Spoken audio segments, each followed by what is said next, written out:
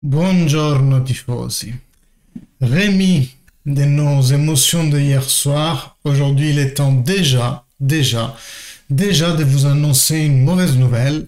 C'est tombé, les analyses au J-Medical ont été faites. Federico Chiesa a un intéressement du ligament croisé par rapport à sa blessure de hier dans le match Roma-Juventus qu'on a miraculeusement, farouchement gagné 3-4, pardon. Mais la nouvelle du jour, c'est celle-ci. Federico Chiesa arrêté jusqu'à fin de saison. Probablement, il rentrera son premier match. Ça sera le début de la saison prochaine, septembre prochain. C'est fini pour lui. Opération qui va arriver d'ici quelques jours. Vous savez, dans ces cas-là, c'est toujours assez rapide. Les sociétés veulent gagner du temps, donc ils opèrent assez rapidement. Ils ont des médecins qu'ils connaissent très bien. Ils font les analyses hyper rapidement et il va être opéré d'ici quelques jours, sinon même demain, pour qu'il récupère ASAP. Et le ligament croisé, c'est vraiment bâtard. C'est vraiment bâtard pour plusieurs raisons. Parce que c'est un long arrêt, parce que c'est psychologiquement difficile, parce que il a des séquelles. C'est quelque chose qui te reste dedans. On se souvient des flopées des champions qui ont eu un ligament croisé. Si j'en prends deux du récent passé, Bianconero, Del Piero et Baggio, tous les deux ont eu un ligament croisé. L'un s'en est repris, ma foi, assez bien, je parle de Del Piero. L'autre a eu un peu plus de mal, mais le problème de Baggio, à mon sens, c'était même pas le ligament croisé, c'était vraiment... on le voit dans la série, si vous l'avez regardé sur Netflix, Il Divino Codino, on voit qu'il avait une attitude un peu de diva, qui plaisait pas trop aux entraîneurs, et la preuve, le seul entraîneur avec qui il s'est entendu bien, c'est celui du Brescia, là, comment il s'appelait? Mazzone, voilà, c'est lui. J'ai dû chercher sur Google, hein, je vous... je vais être sincère.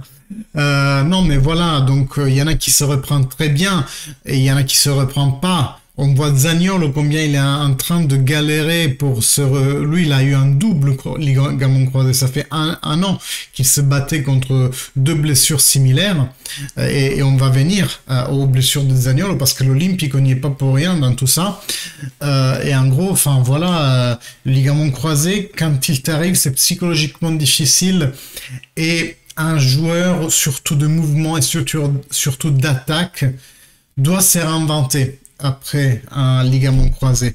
Del Piero, avant son ligament croisé, il courait beaucoup. C'était un joueur vraiment aérobique, j'aimerais dire, quelqu'un qui courait, mais vraiment une belle course, Alessandro Del Piero dans sa jeunesse.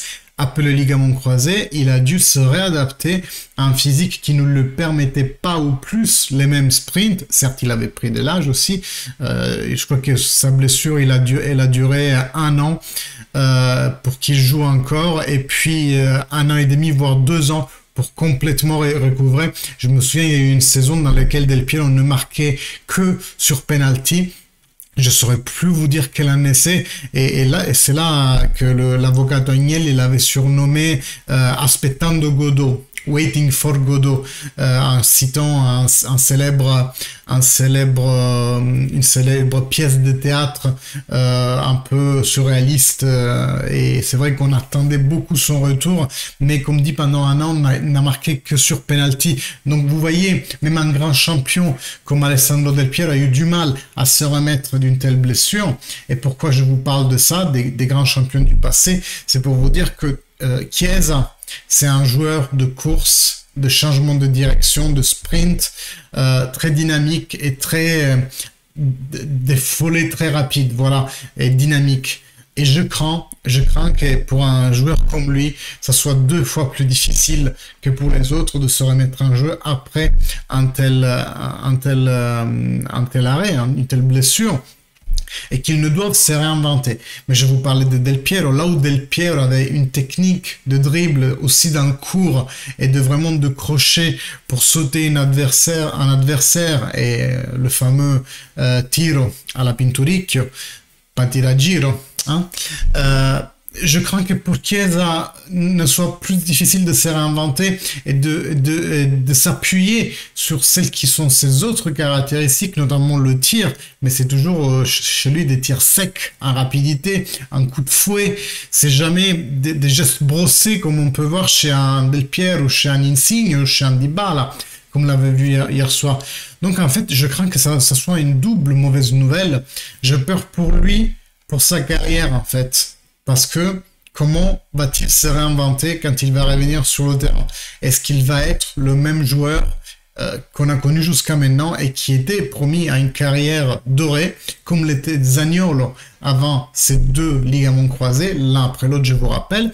Et je me reconnecte à Zaniolo parce que l'Olympico, on devrait fermer ce stade. Ou si on ne le ferme pas, on devrait complètement arracher toute la pelouse, 40 cm comme ça, toute la terre en dessous, et tout refaire. Parce que l'Olympico a fait beaucoup de victimes. J'aimerais comparer ça à la peste bubonique, mais vous voyez bien, c'est irréaliste comme comparaison. Par contre, waouh, le nombre de joueurs qui se sont blessés au ligament croisé en jouant à l'Olympico. Moi, je me souviens un match d'il y a 2 ans contre la Roma. Dans le même match, Zaniolo et Demiral chez nous. Un chez eux, un chez nous.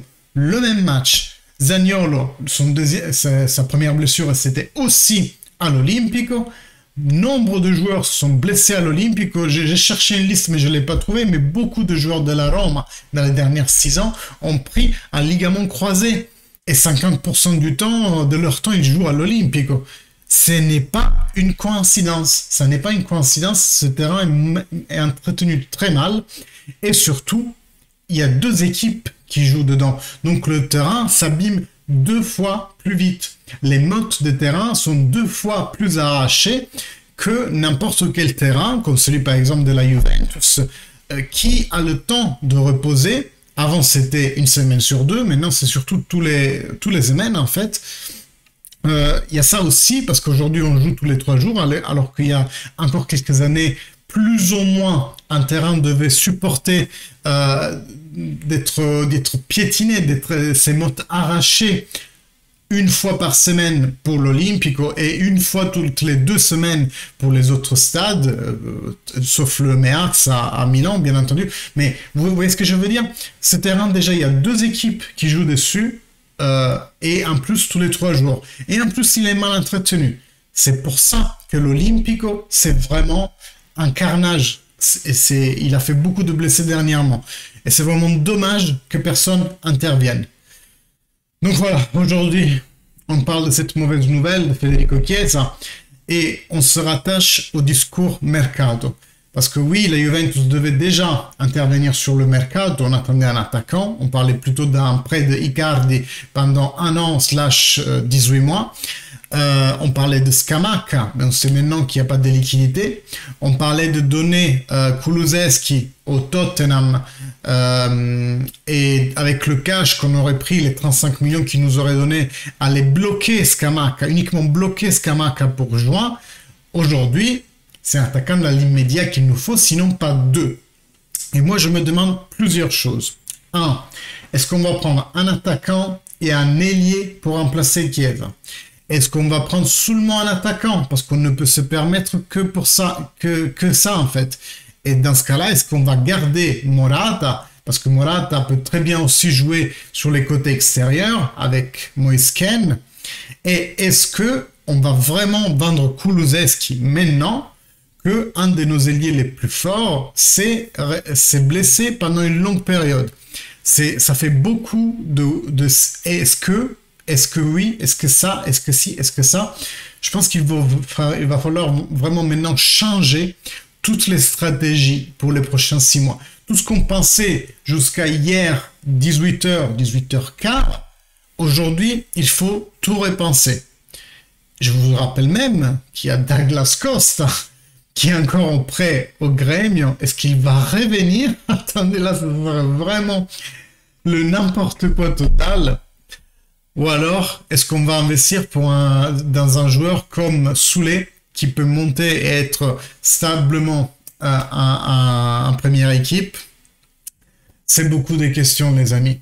Et moi, je vais essayer d'y réfléchir de mon côté et de vous faire une vidéo prochainement pour qu'on parle un peu mieux du mercato. Je vais aussi tendre l'oreille chez les habituels, chez Agresti, Albanese, Monblano, voir ce qui s'est dit ces jours-ci. Et bien entendu, je vous apporterai toutes ces réflexions-là et toutes ces nouvelles-là, on les commentera ensemble. Vous êtes beaucoup. Vous grandissez jour après jour et ça me fait un plaisir ouf. Voilà, merci de me soutenir et vous le savez, un like, un commentaire, ça aide vraiment la chaîne à grandir. Plus d'interactions que vous avez avec mes vidéos, le plus YouTube va les proposer à d'autres tifosi francophones, Juventini. Et donc, n'hésitez pas à liker, commenter, dites-moi ce que vous en pensez de cette situation. C'est quoi, à votre avis, l'impact que cette situation aura sur le mercato de la Juventus? On en parle dans les commentaires. Et moi, je vous dis à bientôt, peut-être même à plus tard, parce qu'aujourd'hui, je voulais vous faire une analyse des statistiques du match d'hier soir. Fino alla fine, les gars, forza Juventus. Et tiens fort.